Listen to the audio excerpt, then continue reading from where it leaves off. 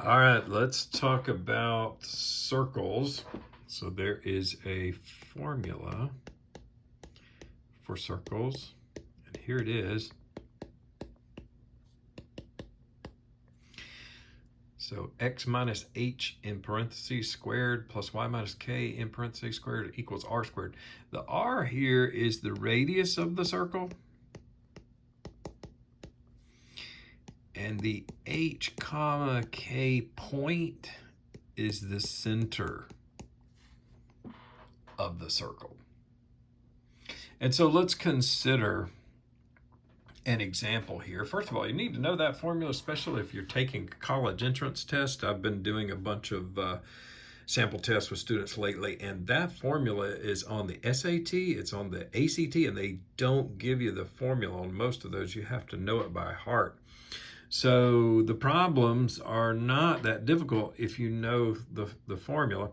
So consider that we had something like this.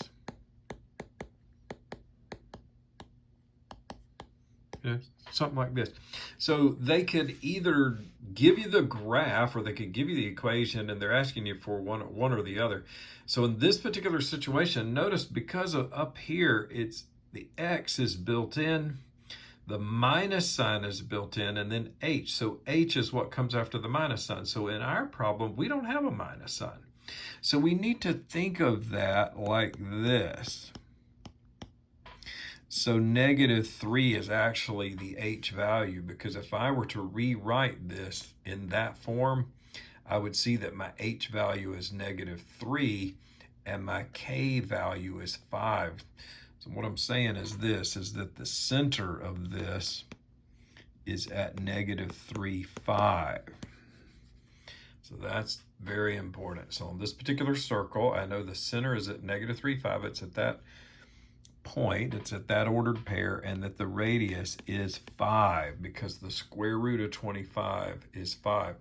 And so with that information, I could graph this pretty easily. So -3, 5, 1, 2, 3, 1, 2, 3, 4, 5. And I could put the center up here and draw it and say, hey, the radius of 5. And so I could answer a lot of questions based on that. So that's one thing about circles. Some of the problems that I've seen on the ACT, though, use the word tangent a lot. Tangent. And so it'll say things like it's tangent to this, a circle is tangent to the y-axis at 3.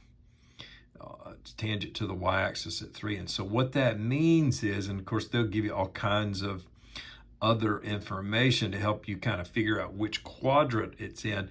But if something is tangent to the y-axis at 3, it means it hits the y-axis at one point. Now I know in my drawing, because I freehanded that, my circle doesn't look great. But if something said it was tangent to the y-axis at 3, that would mean it hits the y-axis at just 3, so it wouldn't be hitting down here. So keep that in mind. A tangent line is a line that hits at just one point.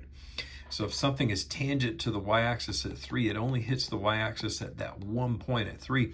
And maybe it would say it's tangent to the x-axis here at this point. So notice it just hits at one point.